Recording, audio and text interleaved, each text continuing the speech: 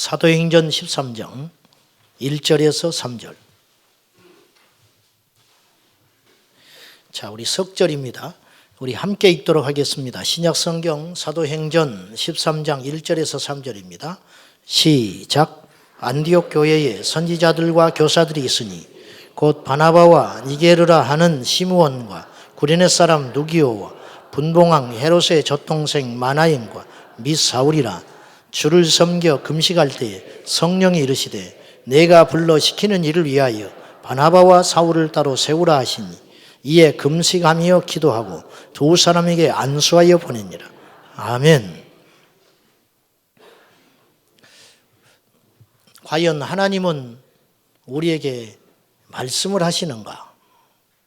그 말씀을 하신다면 어떤 식으로 말씀을 하실까? 또 말씀을 우리가 어떻게 분별할 것인가? 이런 것들을 오늘 성령의 음성이 맞는가? 이런 제목으로 함께 나눠보겠습니다. 가끔 소위 믿음이 좋아 보이는 사람들이 하나님이 말씀하셨습니다. 이런 표현을 씁니다. 그 속까지는 모르지만은 누군가 이런 표현을 쓴다면은 뭐 저도 그런 표현을 쓸 수 있고 여러분도 그런 표현을 쓸 수 있습니다. 여러분은 어떤 생각이 드십니까? 두 가지 중에 하나일 겁니다. 누가 내 곁에 와서 하나님이 말씀하셨다고. 내용은 이제 두 번째고 하네. 누군가 그렇게 말을 툭 던져놓고 어떤 이야기를 시작한다면은 우리 안에 두 가지 생각이 들 것 같아요. 저 같으면. 첫째는 야, 대단하다 이 사람. 나는 못 듣는데 하나님 말씀하셨다는 표현을 이렇게 스스럼없이 하는 걸 보니까 이분 참 대단하다. 그런 생각이 스쳐갈 것 같아요. 두 번째는 왠지 거부감이 들 것 같아요. 왠지 거부감. 하나님 말씀하셨다고? 너한테만 말씀하냐? 또 혹은 너무 함부로 단정하는 건 아닐까? 그게 하나님께서 말씀한 게 아니고 너의 생각이라면 어떻게 하려고 이렇게 단정하여 말을 하지? 이런 생각이 지나갈 것 같아요. 여러분도 크게 틀리지 않을 거라 생각해요. 둘 중에 하나 그런 생각이 들 겁니다. 성령의 음성이라는 표현이 오늘 말씀이 나오지요. 성령이 이르시되 그랬어요. 2절에 성령이 이르시되 내가 불러 시키는 일을 위하여 바나바와 사울을 따로 세우라. 내가 할 일이 있으니 너희 안디옥 교회의 지도자인 바울과 사울과 바나바를 따로 구분하여 세우라. 성령께서 말씀하셨다는 거예요. 하나님의 음성 듣기. 이런 책들이 많이 나와 있어요. 이런 표현은 예전에 우리가 교회를 다닐 때는 잘 쓰는 표현은 아니었어요. 하나님 음성을 듣는다? 뭐 이런 표현은 잘 쓰지 않았어요. 선교단체를 중심으로 하나님 음성 듣기에 대한 강의가 활발해지면서 그 훈련을 거친 사람들이 교회 안에 오면서 교회 안에서도 이런 주제들을 다루기 시작한 것 같습니다. 그러나 여전히 익숙한 말은 아닙니다. 그래서 교회 지도자들은 사실 저를 포함해서 10개 중에 하나가 위험성이 있다면 선뜻 뛰어들지 않습니다. 그 이유가 뭔지 아십니까? 시간이나 물질 어떤 그런 것들을 잘못 선택해서 손실을 한다면 그것도 힘든 일이지만은 그냥 고생하는 걸로 끝나지요. 그러나 영적인 잘못 선택, 영적으로 잘못이 있는데 그것을 진리라고 믿고 따라가는 것은 굉장히 위험한 일이에요. 어마어마한 손실을 가져오는 것이기 때문에 목회자들은 그러한 필요 없는 모험을 하지 않으려고 합니다. 선뜻. 저도 그렇죠. 우리가 하나님의 음성을 듣는다고 할 때 양극단을 조심해야 할 것 같습니다. 첫째로 이것 자체를 부정하는 시각입니다. 하나님의 음성을 듣는다? 너 사입이 아니야? 이렇게 몰아세우는 거죠. 아예 그런 소리 하지 마. 그런 지금 시대가 어떤 시대인데 소위 은사 중단론이라는 것이 있습니다. 방언 옛날 2000년 전에 그때 초대교회에 일시적으로 나타난 현상이지 지금 방언이 어디가 있냐. 방언하는 사람들 행동 봐라. 바뀐 게 있더냐? 응? 그리고 이제 이게 은사 중단. 예언은 끝났어. 심지어는 신유도 없다. 귀신을 쫓는다든지 그런 것이 없다. 이것 자체를 부정하려고 하는 움직임이에요. 저는 반대합니다. 성경에 쓰여진 모든 사건은 오늘도 유효합니다. 물론 성경에 그 당시에 그분들에게만 해당되는 어떤 특별한 은사와 능력과 그런 것이 있을 수 있지요. 그러나 그것이 그때 그대로 그날로 중단됐다고 말하는 것은 우리가 역동적이고 살아있는 신앙을 방해하는 반쪽짜리 신앙이에요. 안정은 하겠죠. 위험스럽지는 않을지 모르지만 활기가 없고 그것 또한 속는 것이라 생각합니다. 두 번째로 반대로 하나님의 음성을 듣는다고 할 때 또 정극단의 주장도 있을 수 있죠. 하나님의 음성, 즉 자기가 들은 음성에 대해서 지나치게 확신을 가짐으로 다른 사람들의 의견을 도무지 받아들이지 않으려고 하는 경향이죠. 그러니까 내 안에 들려오는 하나님의 음성, 그것을 절대화시켜버리는 거예요. 누구의 말도 듣지 않아요. 검증하는 절차가 있어야 하거든요. 근데 그것 자체를 도무지 하지 않으려고 하고 과신하는 행위, 이거 상당히 위험합니다. 사실은 그렇게 하려면 안 듣는 것이 낫습니다. 자, 성경을 한번 찾아봅시다. 성경을. 예언도 마찬가지거든요. 고린도전서 14장 4절. 자, 오늘 또 예언은 있는가? 있다고 믿습니다. 있다고. 왜냐? 고린도 교회 안에서도 예언의 역사가 일어났으니까. 14장, 예수님만 예언한 건 아니니까. 14장 4절 한번 찾아보겠습니다. 고린도전서 14장 4절. 자, 봅시다. 방언을 말하는 자는 누구의 덕을 세워요? 방언은 자기를 위해 영적 유익을 위해서 주신 선물이에요. 교회 공동체 유익을 위해서 주신 방언은 아니에요. 자, 내가 방언을 한다고 해서 교회에 유익이 있지는 않아요. 그러나 내가 방언을 함으로 내 영은 유익합니다. 그래, 나를 위해 주신 은사예요. 그러면 방언을 말하는 것은 자기의 덕을 세우는 것이고 예언하는 자는 어떻게 해요? 교회의 덕을 세운다. 그러니까 내가 예언을 하는데 교회의 질서와 다른 사람에게 영적인 손실을 가져오면 그 예언은 어떻게 해야 되겠어요? 아무리 자기는 뜨겁고 좋다고 해도 그 예언은 중단되어야 마땅합니다. 그렇겠죠? 왜냐? 성경에 예언은 공동체를 위해 주신 은사니까. 나의 유익을 주신 은사가 있고 공동체를 위해 주신 은사가 있는 것이죠. 예언의 은사는 내 자랑을 하고 내 신앙을 확고히 하기 위해서 주신 은사는 절대 아니라는 거예요. 그러므로 공동체 유익을 해치는 은사라면 그 예언은 중단되어야 한다고 말입니다. 자, 또 한번 29절을 찾아봅니다. 그러면 예언하는 자의 그 원칙이 있다는 거예요. 고린도전서 14장 29절 보세요. 예언하는 자는 둘이나 셋이나 말하고 다른 이들은 분별할 것이요. 뭐 하라고요? 분별하라. 분별하라는 말은 무슨 뜻이에요? 틀릴 수 있다. 100% 맞는 건 아니다. 틀릴 수 있기 때문에 뭐 해라? 같이 예언을 하면서 분별을 해봐라. 즉 절대화하지 마라. 그 다음에 30절. 만일 곁에 앉아있는 다른 이에게 계시가 있으면 먼저 하던 자는 잠잠할지어다. 너희는 다 모든 사람으로 배우게 하고 모든 사람으로 권면을 받게 하기 위하여 하나씩 예언할 수 있느니라. 점검해봐라. 겸손해야 된다.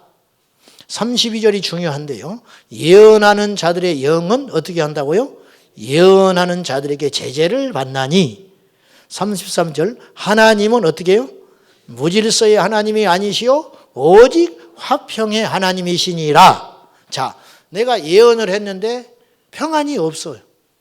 이 사람을 힘들게 하는 것 같아요. 그러면 그건 하나님에게서 온 영이 아니라는 거예요. 하나씩 예언하고 그 다음에 내가 예언하는데 다른 사람이 또다시 어떤 예언을 하면 나는 고집을 부리지 말고 잠잠해라. 이게 질서다. 질서. 그래서 한 사람의 예언을 절대화하지 말고 같이 앉아서 예언을 했는데 여러 가지 어떤 한 사안에 대하여 이런저런 예언을 할 수 있다. 그것도 이제 예언의 은사가 임한 경우에 해당되는 이야기겠죠. 그런데 이 세 사람이 각자 다른 이야기를 한다. 그러면 그거는 그 길로 가는 건 옳지 않다는 거죠. 그럼 어떻게 해야 되냐? 이 세 사람이 화평한 가운데 존중하는 가운데 서로 상처가 되지 않는 범위에서 어느 하나의 일치점을 잡을 때 그것이 하나님께로부터 온 예언이라는 거예요. 이거는 예언에 대한 질서, 예언에 대한 질서. 그러니까 이제 이것이 복잡하니까 교회에서 예언 자체를 무시해 버리는 거예요. 하지 못하게 해 버리는 거예요. 뭐하러 그 골치 아픈 걸 해가지고 교회에 무리를 일으킬까 싶어서 위험하기 때문에 안 해버리고 시끄럽다 보니까 안 해버리게 되는 거죠. 예언 자체는 문제가 없어요. 예언하는 자가 문제라 그러죠. 성경에 있는 모든 은사가 그렇습니다. 저수지에 있는 물은 깨끗해요. 이 파이프라인이 녹슬어버리면 수도꼭지를 틀면 녹수물이 나오듯이 내 인격이 잘못되고 내가 교만하고 내가 기도가 약해지고 내가 주관적인 어떤 것에 사로잡혀 있을 때 하나님의 은사는 정확히 우리를 통하여 임했지만은 나를 통하여 표현될 때 잘못된 모습으로 표현될 수 있다는 거예요. 이러면은 하지 않아야 한다는 거예요. 이래서는. 자, 말씀이 하나님의 음성에 대한 이야기를 하다가 예언까지 왔습니다. 이게 다 연관관계가 있어서 하는 소리입니다. 이런 이제 이야기를 모처럼 하기가 어려운데 오늘 본문에 성령께서 말씀하신 내용이 사도행전에 나와 있기 때문에 이 본문을 가지고 오늘 우리가 한 번은 이것을 짚고 넘어가야겠다. 그런 것입니다. 예언을 하든 방언을 하든 누구를 위해서 기도를 해주든 신유를 행하든 영적 은사를 행할 때 원칙이 있습니다. 그건 뭐냐? 무례하거나 모욕을 주거나 자화자찬을 하거나 황당무계한 예언이나 사람들을 실족시키는 예언이나 어떤 대언의 말씀들은 하나님에게서 온 것이 절대 아닙니다. 이 사람을 만나서 같이 영적으로 기도를 한다든지 교제를 했는데 절망이 오고 낙심이 오고 불쾌함이 왔다면 그것은 하나님에게서 온 것이 아닙니다. 왜냐? 예수님은 얼마나 많은 예언을 할 수 있었겠어요. 예수님은 또 예언을 실제로 하셨어요. 그런데 당신에 대해서 예언을 하셨어요. 내가 많은 사람들에게 고난을 받고 죽었다가 사흘 만에 살아나리라. 이거 예언이거든요. 그리고 예수님의 예언은 빗나간 적이 없어요. 그런데 예수님은 누구를 인격적으로 모독하신 적이 한 번도 없어요. 놀랍게도. 베드로가 예수님을 3번이나 부인할 줄 알았습니다. 우리 같으면 너 정신 똑바로 차려. 이 한심한 놈아. 응? 그럴 것인데 주님은 그렇게 말하지 않았어요. 경고하시고 말았어요. 이제 너의 몫이다. 가룟 유다가 예수님 자신을 팔 것을 알고 있었고 어떤 지금 마음을 품고 어떤 흉계를 품고 있고 지금 제사장들을 만나가지고 이미 다 작전 짜고 자기 앞에 와서 뻔뻔하게 아무렇지도 않은 척 앉아서 식사를 하고 있는 가룟 유다를 예수님은 아신 거예요. 그럼에도 불구하고 예수님은 직선적으로 가룟 유다를 정죄하지 않습니다. 나와 함께 이 그릇에 손을 넣는 자가 나를 팔자라. 그러니까 가룟 유다만 이 말을 알아듣는 거예요. 다른 사람은 못 알아들어요. 가룟 유다는 알아요. 어떻게든지 다른 사람 앞에서 모욕을 주지 않으면서 가룟 유다를 돌이키게 하려고 하는 그 예수님의 깊은 사랑, 이것이 성령의 역사인 것입니다.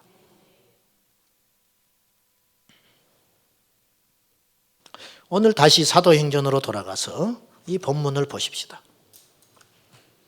사도행전 13장을 보시면은 안디옥 교회의 구성원들이 이와 같았습니다. 1절 안디옥 교회에 선지자들이 있었고요. 교사들이 있었습니다. 그들이 누구냐? 대표적인 이름만 거론이 됐겠죠. 다 쓰진 않았을 거예요.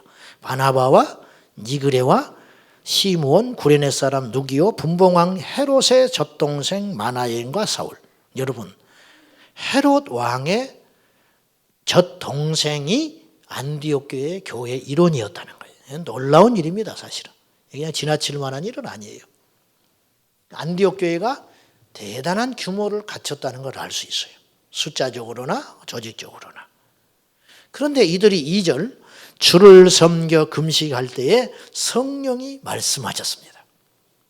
아쉽게도 더 구체적으로 오늘 본문에 써 있지 않기 때문에 성령께서 이르셨다. 어떻게 말씀을 하셨을까? 이들이 금식을 하면서 기도하고 있었거든요.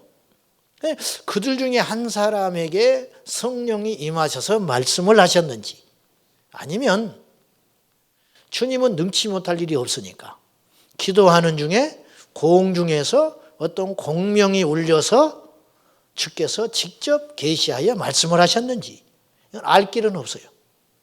그런데 보편적으로 볼 때 제 개인적인 의견으로는 그런 초자연적으로 말씀했다기보다는 이들이 함께 금식을 하며 하나님의 뜻이 무엇인지를 간절히 구할 때 그들 마음 각자의 똑같은 생각을 주신 것 같아요. 이것이 성령께서 말씀하셨다고 표현한 것 같아요. 오늘 본문에. 그게 중요한 건 아니고 주님께서 이런 내용으로 말씀을 하셨다는 것 자체가 중요한 것이겠죠.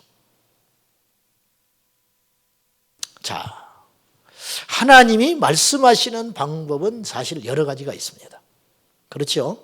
그러니 우리에게 직접 우리 음성으로 하나님의 말씀을 하셨다고 하는 경우는 제가 많이 들어보지는 못했어요.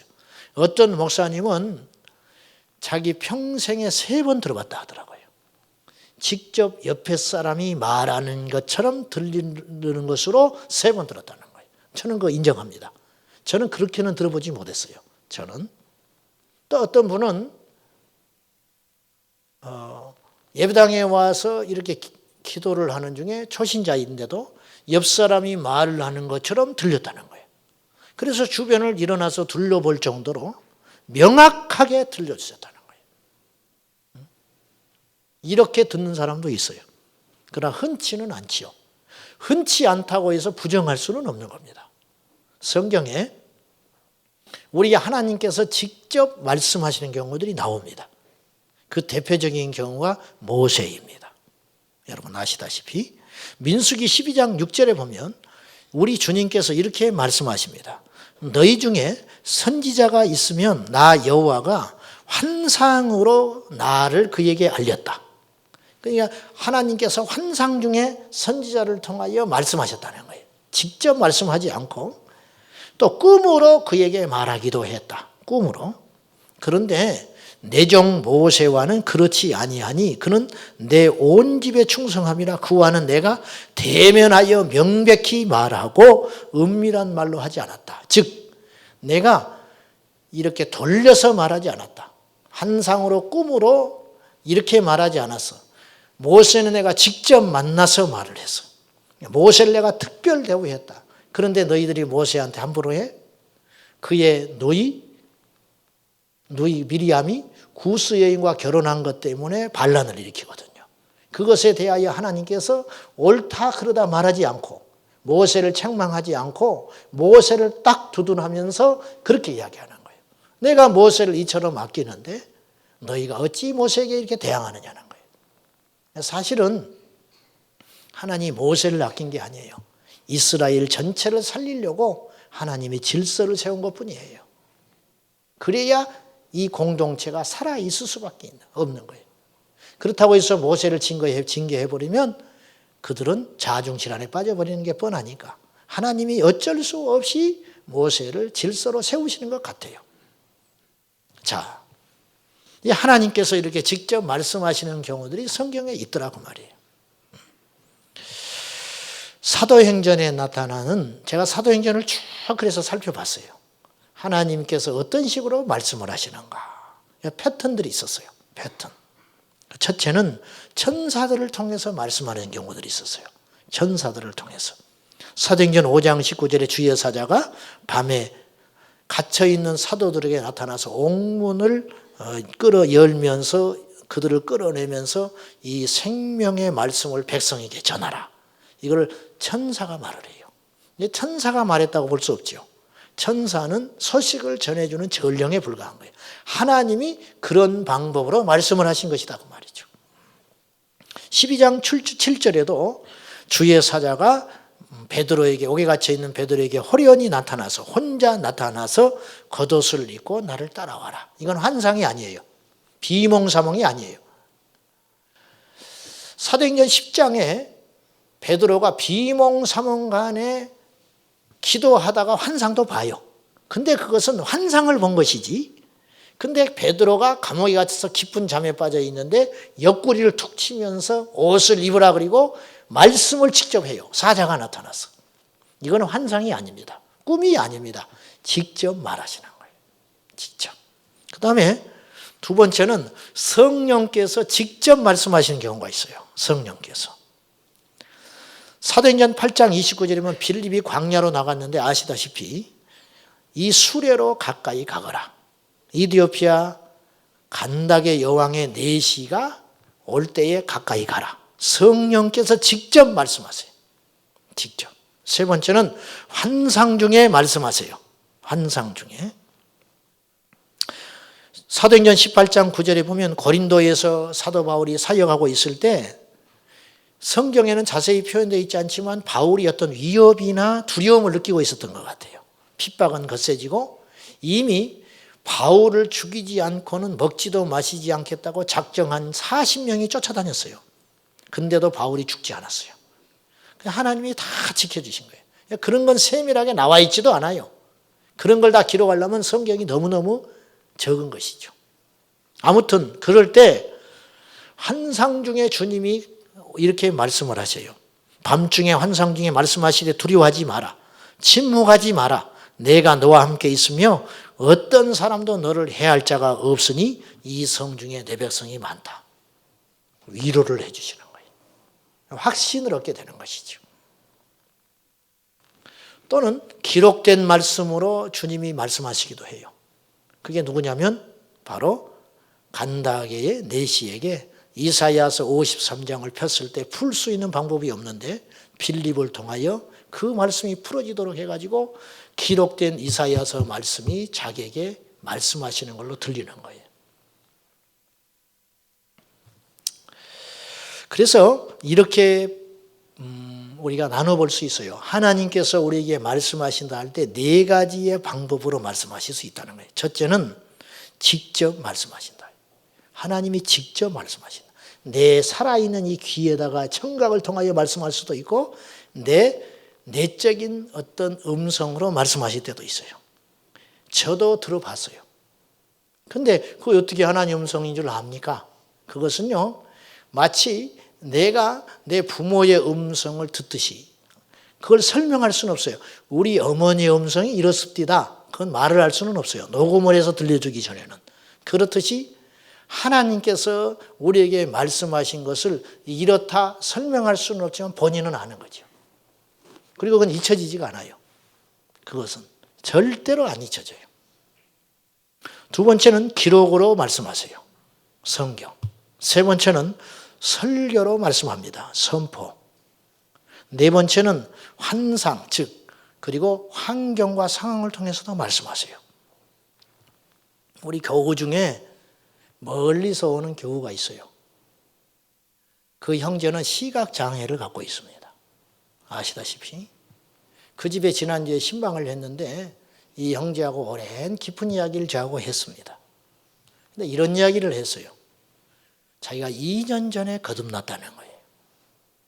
2년 전에 거듭났고 주님의 재림이 다가오고 있는데 깨어 있어야 한다는 걸 알게 됐다는 거예요. 어릴 적부터 미션 스쿨에 다녔기 때문에 자기는 수없이 예배를 드렸대요. 예배를 드리고 교회를 떠나서 살지 않았다는 거예요. 그러나 자기는 거듭나지 못했다는 거예요. 어떻게 해서 거듭나게 됐는가? 내가 물었어요. 어떻게 주님을 만났느냐? 그랬더니 어떤 모임에 갔는데 이렇게 자기가 어떤 죄를 끊지 못하고 살고 있었대요. 자기가 교회를 다니면서도. 그런데 그분이 이렇게 이야기하더랍니다. 형제, 당신이 하는 모든 일을 하나님은 기록하고 있어. 그 소리가 청천벽력으로 들리더라는 거예요. 자기가 하고 있는 모든 것들이 녹화가 되듯이 저 천국에 낱낱이 기록되고 있다는 거예요. 그러고 보니까 이분이 엄청난 쇼크를 받은 거예요. 그 다음 날 새벽 기도를 갔대요. 그 다음 날로. 앞이 안 보이는 형제가 결단을 하며 새벽에 나가는 건 결코 쉬운 일이 아닙니다. 그 결단이 그 형제를 살렸어요. 여러분, 이 형제는 다른 사람을 통해서 들려오는 그 말씀이 하나님의 말씀으로 받아들인 거예요.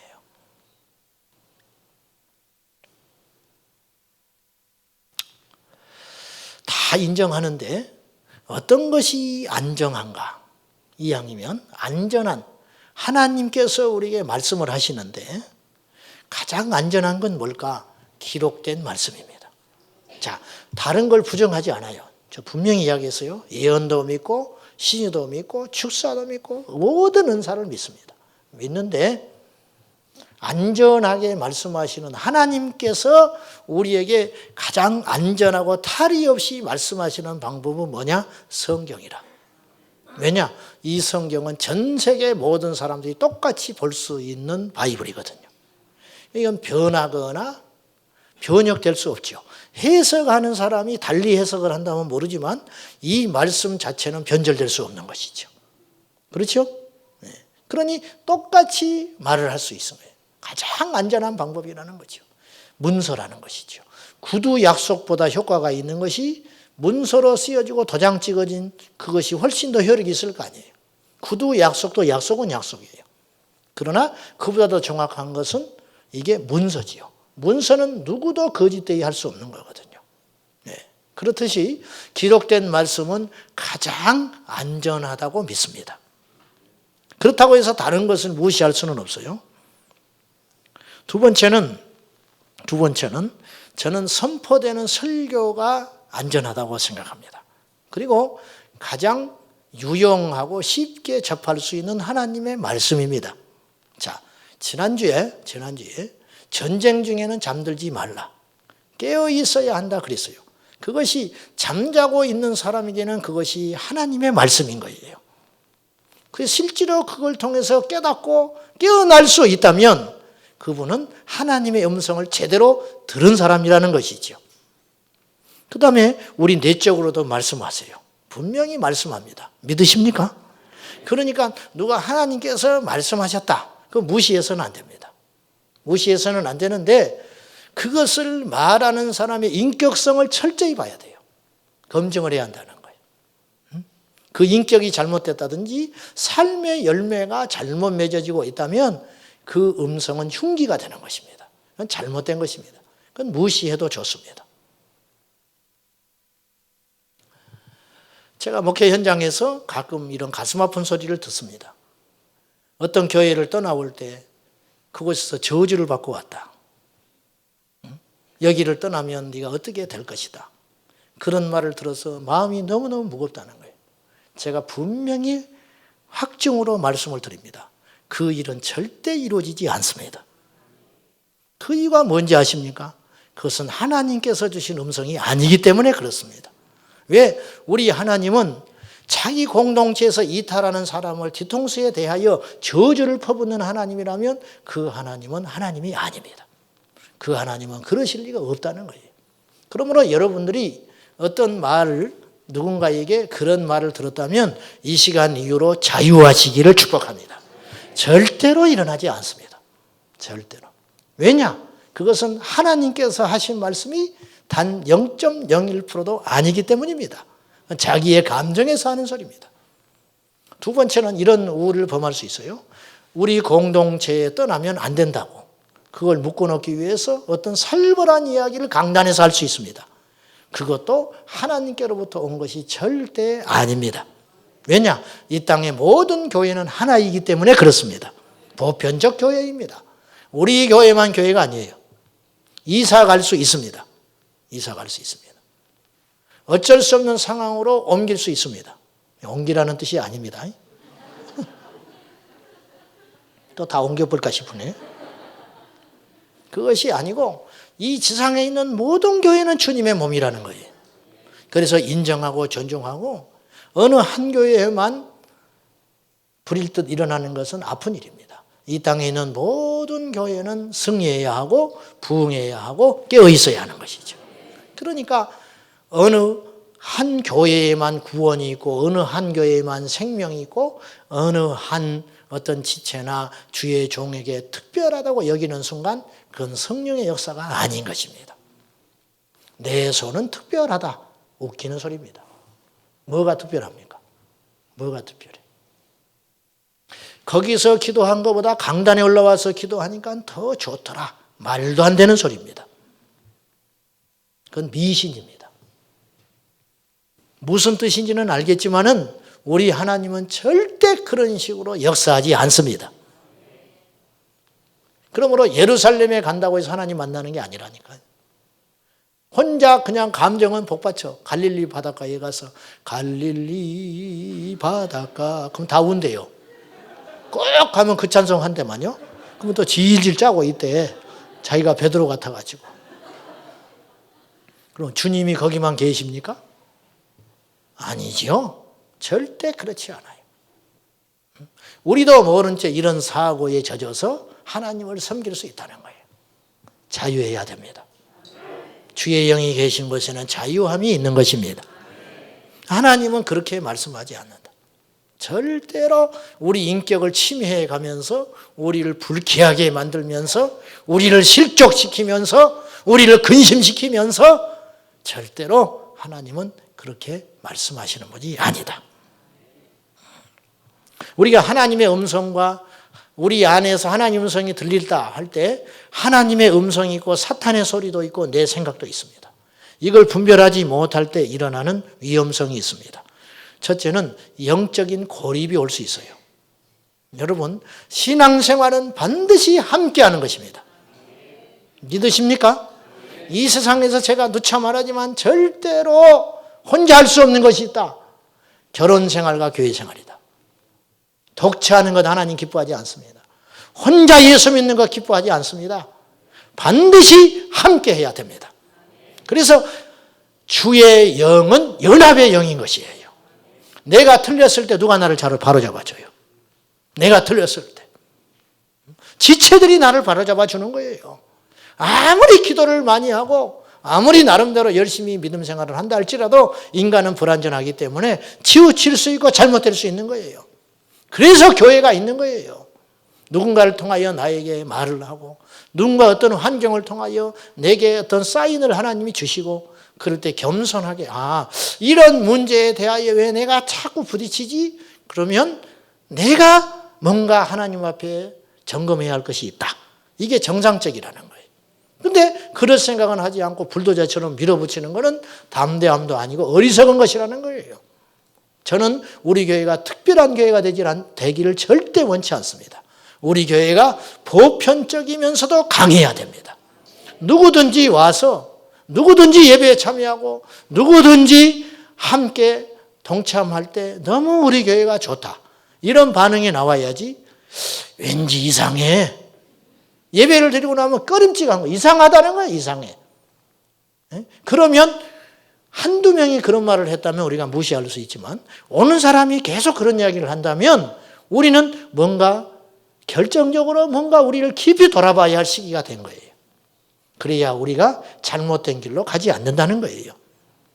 우리가 내가 받은 하나님의 음성과 계시를 절대화할 때 그리고 그걸 고집스럽게 주장할 때 어떤 문제가 생기냐면 고립되게 된다는 거예요. 그런 엄청난 영적 손실을 가져옵니다. 두 번째는 영적인 미혹을 받기가 쉬워요. 속는다는 거예요. 세 번째는 타인을 지배하고 자기도 모르게 조종할 수 있어요. 자, 내게 어떤 음성이 들렸어요. 누군가에게 말씀을 전하게 했다. 박지사님 그러는 거 아니요. 뭐인지도 모르지만 그런 거 아니라고 그래요. 내가 하는 말은 무게가 있잖아요. 예? 어떤 동료가 하는 것보다. 어깨를 툭 치고 가면서 집사님 요새 기도 많이 해야 할 것 같아. 그러고 툭 지나가네. 그러면 이제 그것이 내 안에 딱 걸림이 되는 거예요. 무슨 뜻일까? 이제 그걸 놓고 또 온갖 해석을 하는 거예요. 어려움이 오려고 그러나? 그러다가 마침 집에 가다가 접촉사고가 났어요. 이게 이렇게 그렇구나. 이렇게 되면 그 뒤로부터 어떤 일이 벌어지냐면 저분은 나한테 딱 매이게 돼버려요. 그러면 이제 이분은 계속 나를 주시해서 보는 거야. 그럼 내가 한 달쯤 있다가 툭 치면서 좋은 일이 있을 거야. 또 이랬네. 집에 가다가 10,000원짜리를 주셨어. 이야, 이제 그때부터 나는 신령한 사람이 돼버리는 거예요. 나는 특별하고 신령한 사람이 돼버려. 그러면은 교회에 와서 나를 계속 주목해서 보는 거예요. 이게 소울타이라고 하는 거예요. 묶임. 절대로 건강하지 않습니다. 사랑하는 여러분, 우리 교회에 오셔서 예수님만 바라봐야 합니다. 저도 주님만 바라봐요. 여러분도 예수님만 바라봐요. 깔끔한 거예요. 뭐 이러쿵저러쿵 말할 것 없어요. 그래서 우리는 정과 욕심을 십자가에 못 박았다는 바울의 말씀을 명심하여 들어야 돼요. 우리가 하나님의 음성이라는 것을 남용하게 될 때 자칫하면 이런 결과들이 빚어지게 된다는 거예요. 뭔가 있어요. 강력해요. 그러나 아름답지 못한 그런 결과들이 빚어질 수 있다는 것입니다. 자, 마지막으로 그러면요. 하나님의 음성을 분별하는 기준은 무엇이냐? 기준이 있어야 할 거 아니에요. 뭔가 임하기는 임하는데 뭔가 들려오기는 들려오는데 뭔가 들었다고는 하는데 분별을 해봐야죠. 그럼 분별한다 할 때 기준이 있어야 할 거 아니에요. 기준. 사도행전 아까 그 패턴을 우리가 봤죠. 천사들이 말하고 이제 그러는 말하는 방법에 대해서 살펴봤는데 하나님께서 말씀하시려고 하는 이유와 목적이 있더라는 거예요. 이유와 목적. 첫째요. 동기가 선하고 건강해야 돼요. 무슨 말이냐면 음성 자체를 듣는 것이 목적이 절대 돼서는 안 돼요. 안 들릴 수도 있어요. 그러나 말씀, 기록된 말씀으로 붙들고 살아도 충분합니다. 근데 어떤 하나님의 음성을 내 안에 확증으로 준다면 더 신나고 귀한 일이죠. 그것 자체를 우리는 부정하지는 않아야 한다니까요. 그렇지만은 그 동기가 선해야 된다는 거예요. 순수하고 선해야 된다는 거예요. 여러분 안디옥 교회에 왜 하나님 성령께서 임하셔서 그런 말씀을 주셨을까? 안디옥 교회는 건강한 공동체였어요. 사도행전 11장 26절에 보면 안디옥 교회에서 최초로 제자들이 그리스도인이라고 하는 칭찬을 들었습니다. 이건 뭘 말하냐면 열매가 아름다웠다는 거예요. 그 나무가 어떠하면 어떻게 알아요? 열매를 통하여 안다. 다른 거 말할 필요 없어요. 잎사귀가 많은 거 필요 없어요. 열매로. 이 사람이 성령 충만하다. 이 사람이 방언도 하고 성령 충만하다. 어떤 때는 막 부르르 떨기도 하다. 진동을 받아서 인정한다니까. 근데 성령 충만한데 갈 때 보면 아름답지 않다. 기도를 많이 하고 나가면서 뭐라 하냐면 이제 오는 사람한테 김 집사 기도 많이 해. 그러고 딱 가버렸다 그러면 너무 불쾌한 거죠. 여러분 영적인 상처는요. 육적인 상처보다 훨씬 깊고 오래 갑니다. 영적인 내상은 엄청나게 크게 가요. 그래서 여러분이 보고 들은 걸 절대 함부로 말하면 안 돼요. 자, 제가 어떤 분에 대해서 그런 느낌이 올 수 있어요. 기도하다가. 음성이 올 수도 있고 그림이 그려질 수도 있고 느낌이 올 수도 있고 영감이 올 수 있어요. 절대 들은 대로 본 대로 가서 말하면 안 돼요. 절대 말하면 안 돼. 그럼 어떻게 해야 됩니까? 기도하고 기다려야 돼요. 기도하고 기다리면 하나님의 시간이 있어요. 근데 그런 기회가 안 왔다. 그러면 하나님께서 나를 통하여 말씀하기를 원치 않는 거예요. 그것까지도 절제하고 기다려야 되는 거예요. 근데 자기가 하나님이 되려고 하는 거예요. 그럼 깊은 영적 내상을 입혀버려요. 그래서 시끄러지기 시작하는 거예요. 교만이 되는 것이지. 자, 모든 영적 행위와 중보 기도와 계시와 환상과 예언과 음성을 전하는 모든 행위는 사람을 살리고 회복시키고 힘을 주는 것이어야 합니다. 예수님을 만난 사람은 다 살아났어요. 예수님을 만난 사람은 새 출발을 했어요. 예수님을 만난 사람은 회복이 됐어요. 삭개오도 회복이 되었고, 현장에서 간음하다가 잡혀온 여인도 회복이 되었고, 3번씩이나 모른다고 부인했던 베드로도 다시 한번 사명자로 거듭나게 되었습니다. 왜냐? 성령의 역사는 생명의 영이기 때문에 그래요. 생명의 영. 두 번째로 이들은 금식을 했어요. 그랬죠? 금식했다. 금식하는 중에 성령의 음성을 들었어요. 근데 이들은 바로 즉각적으로 행동하지 않아요. 또다시 금식이에요. 왜 금식했을까요? 점검하는 거예요. 정말이냐? 정말 주님께로부터 온 것인가? 우리가 혹시 우리 감정으로 느끼는 것들은 아닐까? 근데 금식을 하는 중에 하나님의 응답을 받았고요. 간절히 주를 섬기고 어떻게 하면 우리 교회가 건강하게 될고 우리 교회를 통하여 하나님께서 하시려는 일이 무엇일까를 위해서 간절히 기도하는 중에 바나바와 바울을 파송하라고 하는 명령을 받은 거예요. 이걸 놓고 또 간절히 또다시 금식을 했어요. 그리고 나서 행동하는 거예요. 그러니 사단이 역사를 못하는 거예요.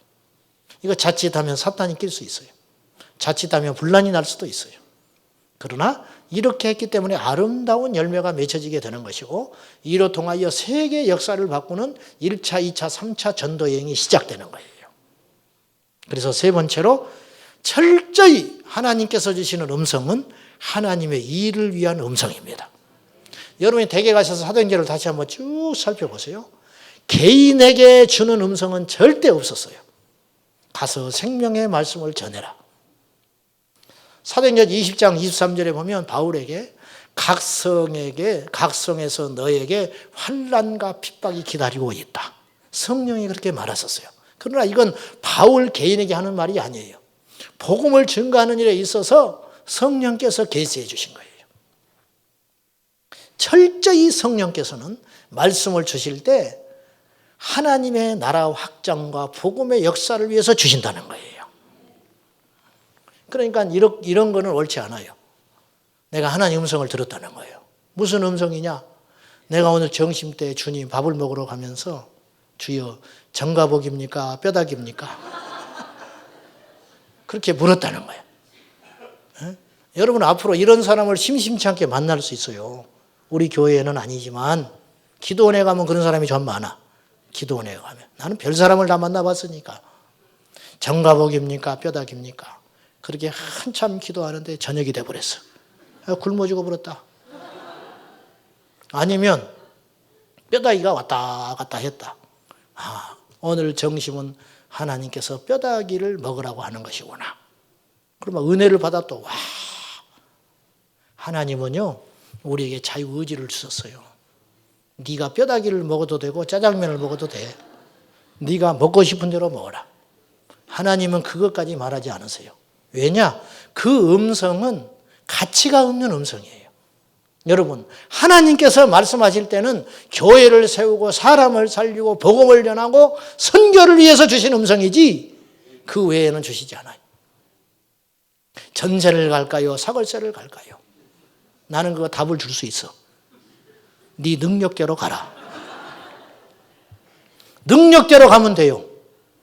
그걸 가지고 하나님의 음성을 구한다. 대단히 수준 높은 신앙인 것 같지만은 하나님께서는 그 시간에 그걸 위해서 금식하고 기도하기를 원치 않으시고 그 시간에 다른 기도와 다른 일을 하기를 원하신다 그 말입니다. 사랑하는 여러분, 하나님이 우리에게 자유의지를 주셨다는 걸 기억하셔야 돼요. 그러므로 우리가 건강한 신앙생활을 해야 하겠습니다.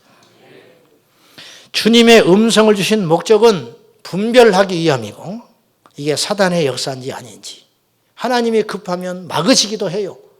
때로는 하나님이 위로를 주시기도 해요. 저 같은 경우는 지치고 힘들 때 하나님께서 가끔 말씀을 주셨어요. 그 말씀이 나에게 엄청난 힘이 됐어요. 제자 훈련을 마치고 마지막 시간이었어. 10주. 많지도 않아 3명을 데리고 10주를 저녁마다 씨름을 했어요. 11시에 끝났어요. 근데 마지막 시간에 한 사람이 뭐라고 하냐면 얼토당토 않는 소리를 했어요. 마치 다 내가 아는데 목사님이 하도 한다고 하니까 내가 10주 동안 참석한 것처럼 이야기를 한 거야. 내가 그때 확 마음에 무너졌어요. 왜냐하면 초신자가 그런 소리를 하면 이해를 해요. 뭔 모르니까. 이 사람은 그렇게 말해서는 안 되는 사람이에요. 내 기준으로는. 10주 동안 나는 헛수고 한 거예요. 이 사람한테. 헛수고. 그날 저녁에 집을 돌아가는데 집에를 그냥 못 갔어요. 제가. 기도를 해도 풀어지지가 않아. 앞에서 내색은 안 했지만. 집으로 돌아가는데 내가 잊어버리지도 않아. 차를 타고 이렇게 골목길을 탁 돌아가는데 종아 그러죠. 하나님이. 눈물이 팍 나버렸어요. 종아 한강을 봐라. 한강을 보래. 왜요? 한강에 돌을 하나 던지면 부질없는 것 같지. 그렇지요. 그러나 계속 돌을 던져봐라. 그것이 메꿔져서 평야가 되고 열매를 맺을 수 있는 땅이 된다.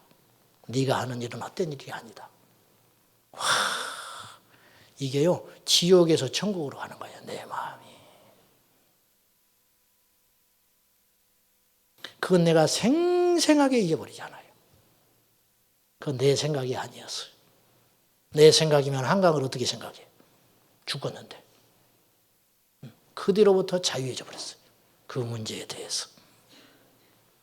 자칫하면 내가 그것에 사단의 공격을 받아서 정말 낙심하고 며칠을 힘들었을 터인데 그 한 번의 음성이 나를 완전히 바꿨어요.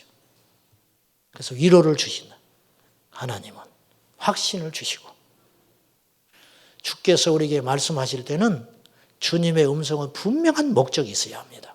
여러분, 내 개인을 위해서는 하나님이 거의 말씀하신 적이 없어요. 여러분의 개인의 유익을 위해서는 주님이 말씀하시는 경우는 거의 없습니다. 그러므로 하나님을 그런 식으로 대하지 마시고 주님이 내게 말씀하실 때는 공동체 유익과 하나님의 나라 확장을 위해서 주신다.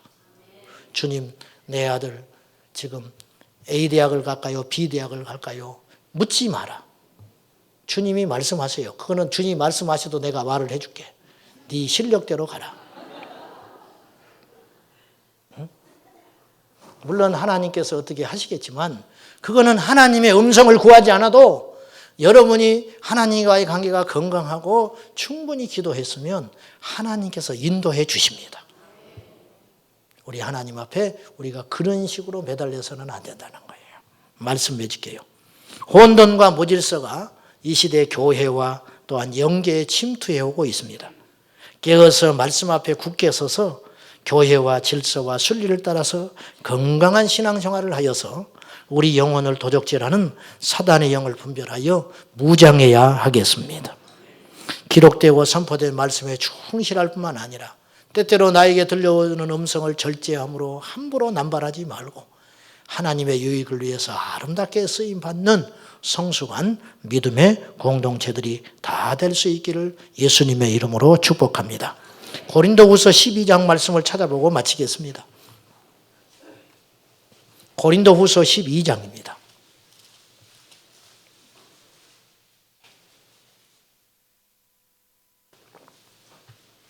바울이 세 번째 하늘에 올라간 이야기를 기술하면서 제3자처럼 이야기를 해요. 자기가 몸 안에 있었는지 나갔는지 모르겠다 그랬는데 그라고 표현을 해요. 그. 자, 여기 보십시오. 4절을 보세요.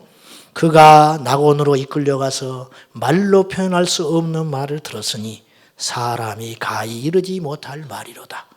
엄청난 계시를 받은 거예요. 바울이 사람이 이해할 수 없고 풀어줄 수 없는 말을 들었어요. 어마어마한 계시를 받았어요. 바울이요. 5절 내가 이런 사람을 위하여 자랑하겠으나 나를 위하여는 약한 것들 외에는 자랑하지 아니하리라. 내가 만일 자랑하고자 하여도 어리석은 자가 되지 아니할 것은 내가 참말을 함이라. 내가 지어낸 말이 아니기 때문에 내가 이 말을 해도 나는 결코 쓸데없는 자랑하는 사람 아니야. 그러나 누가 나를 보는 바와 같이 내게 듣는 바에 지나치게 생각할까 봐 두려워하여 그만두노라. 바울이요 죽을 때까지 입을 봉했어요. 13개의 바울의 편지에 이 내용을 쓰지를 않았어요. 바울이 낙원에 끌려가서 엄청난 하나님의 계시를 받은 거예요. 저 같으면 그 주에 바로 이야기해버려. 그거는 확실한 계시니까. 바울은 그걸 입을 봉했습니다. 왜? 지나치게 생각할까 봐. 지나치게 오해할까 봐. 즉 우리는 불완전하기 때문에 하나님의 기록되고 살아있는 말씀을 충실하게 세워서 신앙생활하는 것이 정확하고 옳기 때문에 바울이 그만둔다. 그래서 죽을 때까지 가슴에 딱 묻어두고 가버렸어요. 얼마나 대단한 사람인지 몰라요. 없는 것도 안 본 것도 지어서 내어서 이야기하는 것이 싸구려 부흥사들이 하는 일인데 바울은 본 것도 말하지 않았다. 왜? 유익을 해칠까 싶어서. 사랑하는 여러분, 우리 모두 주님의 음성을 충실히 듣고 많은 음성을 듣는 게 중요한 게 아니고 한 음성을 들어도 하나씩 실천해 갈 때 그것이 우리에게 생명이 될 줄로 믿습니다. 기도하십시다. 자, 찬송해요. 492장.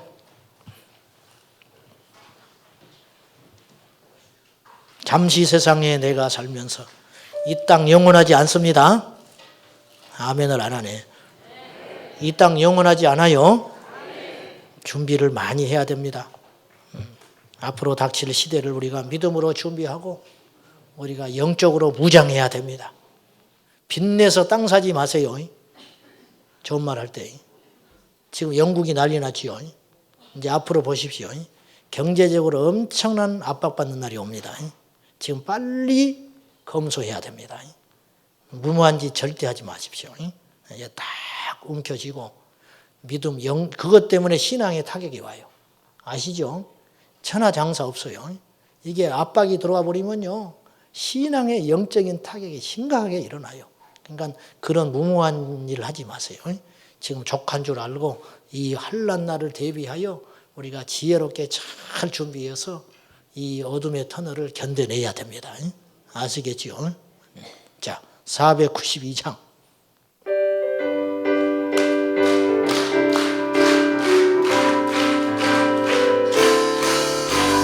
잠시 세상에 내가 살면서 항상 찬송 부르다가 날이 저물어 오라 하시며 영광 중에 나아가리.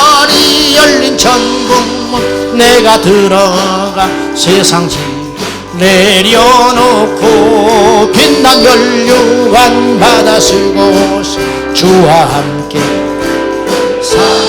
잠시 세상에 내가 살면서 항상 찬송 부르다가 날이 저물어 오라 하시며 영광 중에 나아가리. 열린 천국문 내가 들어가 세상 집 내려놓고 빛난 멸류관 받아 쓰고 주와 함께 길이 살리. 잠시 세상에 내가 살면서 항상 찬송 부르다가 날이 저물어 오라 하시면 영광 중에 나아가리. 열린 천국문 내가 들어가 세상 집 내려놓고 빛난 멸류관 받아 쓰고서 주와 함께 길이 살.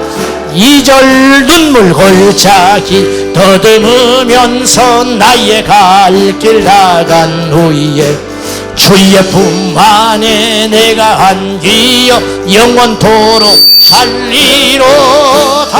열린 천국문 내가 들어가 세상 힘을 내려놓고 빛난 멸류관 바다 쓰고서 주와 함께 길이 살리. 나의 가는 길 멀고 험하며 산은 높고 골은 깊어 고난 나의 몸 쉴 곳 없어도 복된 날이 밝아오리.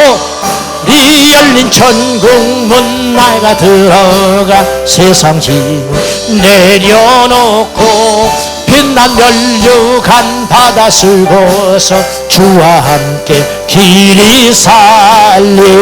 한숨 가시고 죽음 없는 날 사모하며 기다리니 네가 그리던 주를 배울 때 나의 기쁨 넘치리라. 열린 천국문 내가 들어가 세상 짐 내려놓고 빛난 멸류관 바다 쓰고서 주와 함께 길이 사.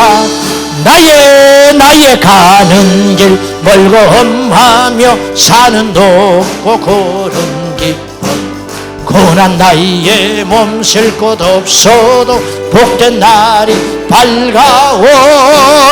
열린 천국문 내가 들어가 세상 힘을 내려놓고 빛난 멸류관 바다 쓰고서 주와 함께 길이 살리. 한숨 가시고 죽음 없는 날 사모하며 기다리니 내가 그리던 주를 배울 때 나의 기쁨 넘치리라. 열린 천국문 내가 들어가 세상 짐을 내려놓고 빛난 멸류관 바다 쓰고서 주와 함께 길을. 나의 가는 길 멀고 험하며 산은 높고 골은 깊어 고난 나의 몸 쉴 곳 없어도 복된 날이 오 아멘. 열린 천국문 내가 들어가 세상 힘을 내려놓고 빛난 멸류관 바다 쓰고서 주와 함께 길이 사. 한숨 가시고 죽음 없는 날 사모하며 기다리니 네가 그리던 주를 배울 때 나의 기쁨 넘치리라. 열린 천국문 내가 들어가 세상 힘을 내려놓고 빛난 멸류관 바다 쓰고서 주와 함께 길을. 한숨 가시고 죽음 없는 날 한숨 가시고 죽음 없는 날 사모하며 기다리니 내가 그리던 주를 배울 때 나의 기쁨 넘치리라. 열린 천국문 내가 들어가 세상 힘을 내려놓고 빛난 멸류관 바다 쓰고서 주와 함께 길이. 예수님을 찬양합니다. 예수님 찬양, 예수님 찬양, 예수님 찬양합시다. 아멘. 예수님 찬양, 예수님 찬양, 예수님 찬양합시다. 할렐루야, 할렐루야, 할렐루야, 할렐루야. 예수님 찬양합시다. 아멘. 할렐루야, 할렐루야, 할렐루야. 예수님 찬양합시다. 주의 이름을 부르는 구원을 받습니다. 구원을 받으리로라. 아멘. 주의 이름을 부르는 자는 구원을 받으리로라. 할렐루야, 할렐루야, 할렐루야, 할렐루야. 주의 이름을 부르세. 주의 이름을 부르세. 아멘. 할렐루야 할렐루야 할렐루야. 주의 이름을 부르세. 주의 이름을 높이는 자는 주의 이름을 높이는 생명을 얻으리로라. 아멘. 주의 이름을 높이는 자는 생명을 얻으리로라. 할렐루야 할렐루야 할렐루야 할렐루야. 주의 이름을 높이세. 아멘. 할렐루야 할렐루야 할렐루야. 주의 이름을 주의 이름을 부르는 자는 주의 이름을 부르는 자는 구원을 얻으리로라. 아멘. 주의 이름을 부르는 자는 구원을 얻으리로라. 할렐루야 할렐루야 할렐루야 할렐루야. 주의 이름을 부르세. 아멘. 할렐루야 할렐루야 할렐루야. 주의 이름을 부르세. 두 손 들고 예수 이름을 부르는 자는 응답을 받습니다. 응답을 받으리로라. 너는 내 이름으로 기도하라. 주의 이름을 부르는 자는 응답을 받습니다. 응답을 받으리로라. 할렐루야 할렐루야 할렐루야 할렐루야. 주의 이름을 부르세. 주의 이름을 부르세. 아멘. 할렐루야. 이 시간 기도할 적에 나라 민족과 여러분의 가정의 구원과 몸된 교회와 이 땅의 교회를 위하여 우리 다같이 기도할 때 하늘의 문이 열릴지어다. 주께서 우리에게 응답해 주실 줄로 믿습니다. 생명을 다하여 주님을 성을 부르고 기도합니다.